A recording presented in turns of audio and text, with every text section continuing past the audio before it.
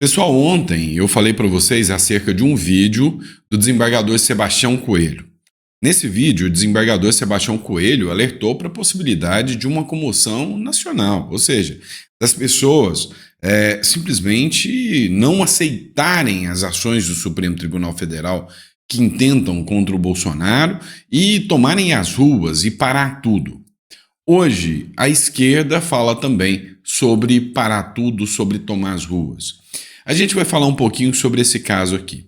Também vamos comentar sobre uma ação, né? Ou melhor, o comentário do PCO que atingiu direto o ministro do Supremo Alexandre de Moraes, que causou uma surpresa em muitas pessoas. E a gente vai comentar isso aqui com vocês. Também um delegado da Polícia Federal, ele comentou, né, acerca do que está acontecendo no Brasil, e ele fez uma comparação do Brasil com a Venezuela. A gente vai falar um pouquinho sobre isso aqui com vocês no nosso editorial. Então, sejam muito bem-vindos, é sempre um prazer estar aqui com vocês, tá bom?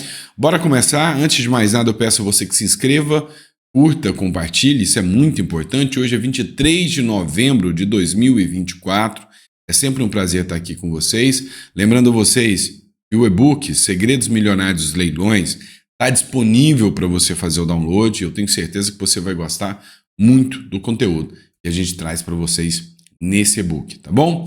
Mas vamos lá, pessoal, vamos entender um pouquinho o que está acontecendo, vamos entender um pouquinho o Brasil, como ele está. Bora lá? Vamos lá. É o seguinte, o Sebastião Coelho, hoje para mim uma das figuras assim, mais coerentes dentro do direito e da política, porque hoje ele deixou de ser um desembargador, apenas um aplicador do direito.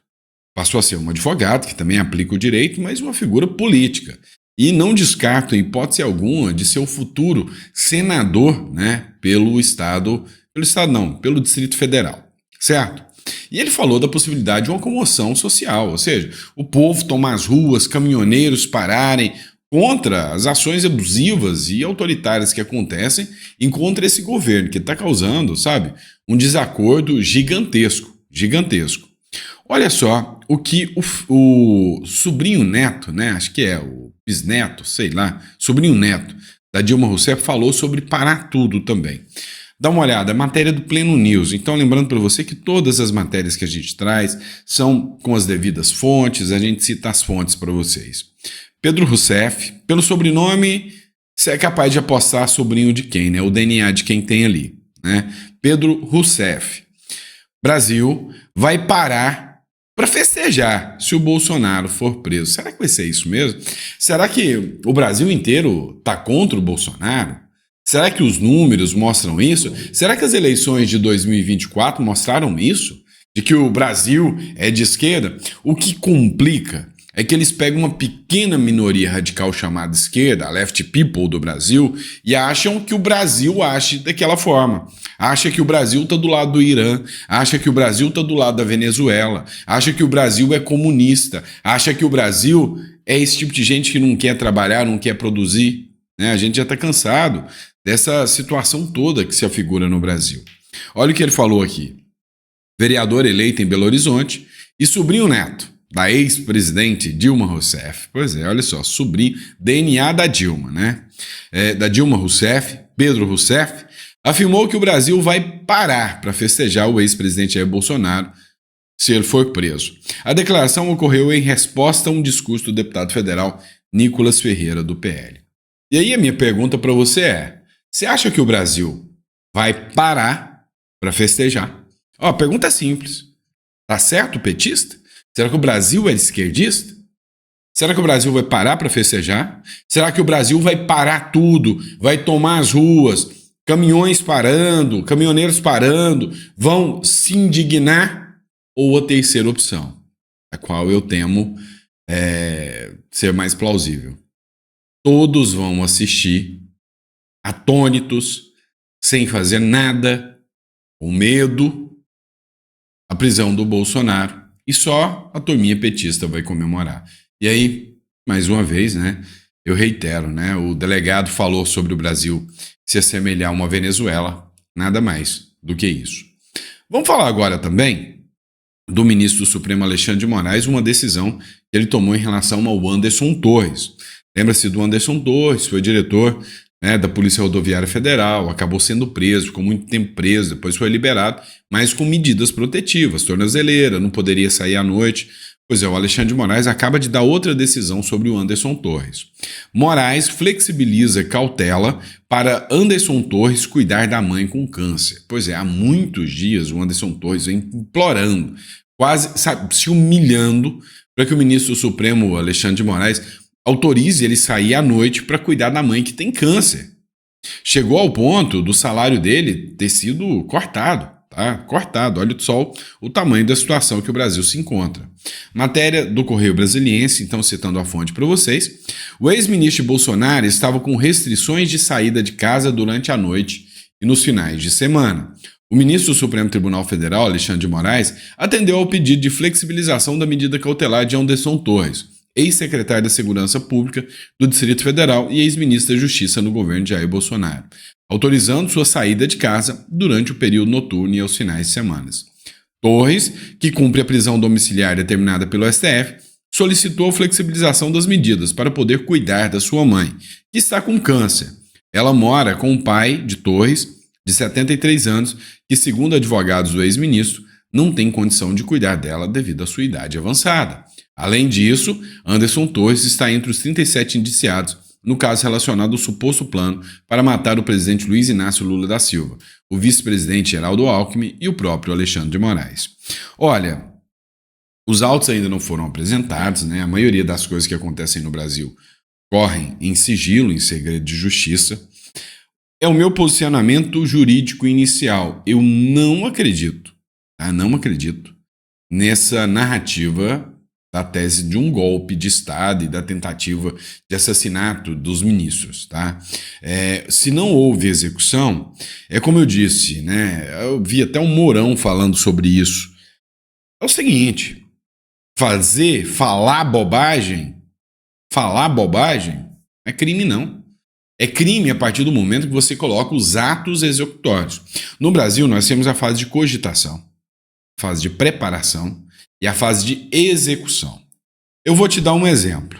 Vou te dar um exemplo do Janot. O Janot, ele queria matar o ministro Gilmar Mendes, né? Não se deu a mesma repercussão. O Janot, ele comprou uma arma para acabar com a vida do Gilmar Mendes. O fato dele ele queria, a vontade dele, ele declarou no livro dele. Vou deixar claro para vocês. Ele escreveu um livro e falou, não, eu queria matar o Gilmar Mendes e eu fui lá dentro para fazer isso. Foi o que escreveu o Janot. Ele queria. Nós temos o primeiro passo da cogitação. Ele comprou uma arma. Ou ele já tinha? Nós temos a preparação. Ele foi até o Supremo Tribunal Federal armado. Ele tem posse de arma, tá? Foi até o Supremo Tribunal Federal armado. Fiz até a minha aqui, né? Foi armado. Lá na hora, ele não tirou a arma da cintura, não puxou o gatilho e não executou. Qual o crime que ele cometeu? Nenhum. Ele poderia ter comprado a arma ilegal e ele responderia por compra ilegal de arma. Ele poderia não ter posse ou porte, né? Porte de arma de fogo, ele responderia por porte ilegal de arma de fogo. Mas o ato de execução não começou. Ele cogitou, ele queria.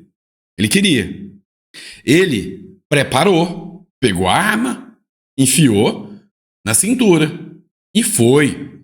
Então ele fez os atos preparatórios? Sim. Ele fez os atos executórios? Sacou da cintura, apontou e pô? Não. Ou foi, sacou para atirar e foi impedido? Não. Então ele não responde por crime nenhum. A lei sempre foi assim. Só que no Brasil hoje, né, não é bem assim que funciona, né? A lei é no sentido figurado. Vamos falar do chinês, né? A China fez um empréstimo para o Brasil. Ou seja, o BNDES brasileiro pegou uma graninha com o Lula. O BNDES brasileiro pegou uma graninha com o Xi Jinping, né? A gente precisa de dinheiro agora para bancar mais luxo do governo. BNDES assina primeiro empréstimo em moeda chinesa com o Banco de Desenvolvimento da China. A operação com o Banco de Desenvolvimento da China, em inglês, oficializada durante a visita do presidente chinês Xi Jinping ao Brasil, é de RMB 5 bilhões, né, que é a moeda chinesa, né, correspondente a cerca de 4 bilhões de reais. Cara, é tenso. Olha o que escreveu o Major Vitor Hugo, que já foi deputado federal, inclusive líder do governo Bolsonaro. Enquanto o Brasil enfrenta necessidades urgentes de toda ordem, o BNDES recorre a um empréstimo de 4 bilhões da China, deixando evidentes as prioridades da esquerda, que não inclui o bem-estar brasileiro, né, ou o desenvolvimento do país. Durante seus desgovernos anteriores, bilhões foram enviados para o exterior com o fim de financiar obras como Porto de Mariel, metrôs na Venezuela, né, metrô na Venezuela e projetos em Moçambique, deixando de investir aqui. Precisamos garantir que o dinheiro dos brasileiros seja usado para o Brasil e não para promover regimes autoritários, socialistas e estrangeiros. A gente pega um empréstimo, vai ter que pagar juros, a gente fica com uma obrigação, né? E a questão é que é um empréstimo ideológico, é só para sinalizar que não, eu vou pegar não em dólar, vamos nos opor, né? Ou seja, essa primeira ação do Lula agora, ela meio que vem como uma ofensa, uma invertida contra o governo norte-americano, né, para sinalizar, não, eu não vou lidar com você com dólar, né? Braga Neto se manifestou sobre o caso do golpe, né, do golpe de táxi. Braga Neto nunca, abre aspas, nunca se tratou de golpe, muito menos de assassinato, né? Foi o que disse aí o Braga Neto, inclusive foi uma nota da defesa dele. A nota diz o seguinte: o general da reserva do Exército, Walter Braga Neto, afirmou nesse sábado que nunca houve tentativa de golpe, muito menos plano de assassinar alguém. Ele chamou de tese fantasiosa e absurda a ideia de golpe dentro do golpe. O chefe da Casa Civil e ministro de Defesa do governo Bolsonaro, além de candidato a vice na chapa da reeleição do ex-presidente Bolsonaro, ele foi indiciado junto com outras 36 pessoas na última quinta-feira. Abre aspas. Nunca se tratou de golpe, e muito menos de planos de assassinar alguém. Agora, parte da imprensa surge com essa tese fantasiosa e absurda do golpe dentro do golpe. Haja criatividade. Em comunicado à imprensa, a defesa de Walter Braga Neto diz que acredita que a observância dos ritos e do devido processo legal elucidarão a verdade dos fatos e a responsabilidade de cada ente envolvido nos requeridos inquéritos por suas ações e omissões. Será que o devido processo legal vai ser aplicado? Eu já não posso garantir. Vamos lá. O PCO, que é um partido da causa operária, comunista, declarado comunista, ele criticou o ministro do Supremo, Alexandre de Moraes. Ele escreveu o seguinte: o PCO critica Moraes por criar crime de opinião e refuta a tentativa de golpe. Olha só, até a esquerda, né? O presidente do Partido da Causa Operária, que é o Rui Pimenta, né, Rui Costa, criticou nesta sexta-feira a justiça brasileira por consagrar, abre aspas, o crime de opinião e de pensamento. Fecha aspas. A crítica ocorre um dia depois da Polícia Federal indiciar o ex-presidente Jair Bolsonaro e outras 36 pessoas por suposta tentativa de golpe de Estado. Abre aspas. Depois do crime de opinião, alguns malucos agora querem consagrar o crime de pensamento. Se você coloca contra, pode ser acusado das piores coisas, escreveu Pimenta no X. Para Pimenta, o ministro Alexandre de Moraes, do Supremo Tribunal Federal, criou o, abre aspas, crime de opinião, uma política de ditadura. Segundo ele, o crime real se caracteriza por um fato, uma ação. Pensar, falar e discutir não é crime. Abre aspas, é um crime intelectual. Os caras trocaram mensagem no aplicativo. Tudo bem que eles são idiotas, e eu concordo. Tá? São idiotas, né? Ficar planejando, sei lá, o que é que seja, né? Se a mensagem não veio à tona, mas que seja. Vamos fazer isso. São meros idiotas, né? É o que diz o Rui Costa aqui. Você vai dar um golpe de Estado e você troca mensagem no aplicativo? Sacanagem, né? Mas enfim, eles não fizeram nada. Nem compraram armas. Nada, enfatizou o presidente do PCO, Partido da Causa Operária. E aí, quando eu falo que é necessário um esquerdista, né, um comunista, falar o óbvio, falar o básico, é porque realmente a narrativa ela é muito frágil. Você concorda comigo? Né? Então, assim, é uma narrativa realmente muito, muito frágil, né? E aí, teve uma entrevista com o Cláudio Dantas, que o Cláudio Dantas, ele fala aqui até sabe, juristocracia, ou seja, um governo feito pelos juízes. Que o Brasil, o Lula e o Congresso Nacional são meras marionetes do sistema. Isso aí chamou muita atenção. Inclusive, o Sanderson, delegado de Polícia Federal, ele escreveu o seguinte, deputado Sanderson: Lula é tão bandalha que não se preocupa em esconder que o seu plano de perpetuação no poder é a exata cópia do plano do ditador Maduro, que cooptou a Suprema Corte da Venezuela, corrompeu as Forças Armadas, a imprensa, simulou atentados contra si para prender adversários. É igualzinho. E aí eu queria o seu comentário acerca do que disse o Sanderson aqui, o delegado. E aí, como eu disse para vocês, teve esse vídeo, que é do Cláudio Dantas, e vale a pena você ouvir aqui o que ele chamou de juristocracia. Tá. O que é a juristocracia? É o governo feito pelos juízes. Então nós temos no Brasil, né, o que a gente chama de democracia, que seria o governo feito pelo povo. Demo é povo, tanto que você vê a fala demográfico, ou seja, análise da quantidade de povo. Então demo é povo, então democracia é o governo pelo povo e para o povo, que não é bem parecido. Já o ministro Gilmar Mendes, numa entrevista antiga, ele falou que quando o governo do PT está à frente da presidência da República, ele chama isso de cleptocracia. Clepto quer dizer ladrão, então é um governo feito por ladrões. Essa fala não é minha, eu estou relembrando a vocês o que o ministro Gilmar Mendes falou que seria uma cleptocracia. E agora, o que se apresenta é o quê? Uma juristocracia. O que é a juristocracia? A juristocracia é que os juízes governam o país com base na sua cabeça e não na lei apresentada. E aí teve um advogado, o advogado Ricardo Pique, que é um cara assim bem coerente nas suas palavras. Ele falou que a gente pode estar diante, inclusive, de um AI-5, né? A partir do momento que foi feito o inquérito do fim do mundo. Escuta o que ele falou, que eu achei muito interessante. Quando foi que o senhor percebeu, ou deu esse insight de que nós estávamos nos encaminhando para uma juristocracia? Sim.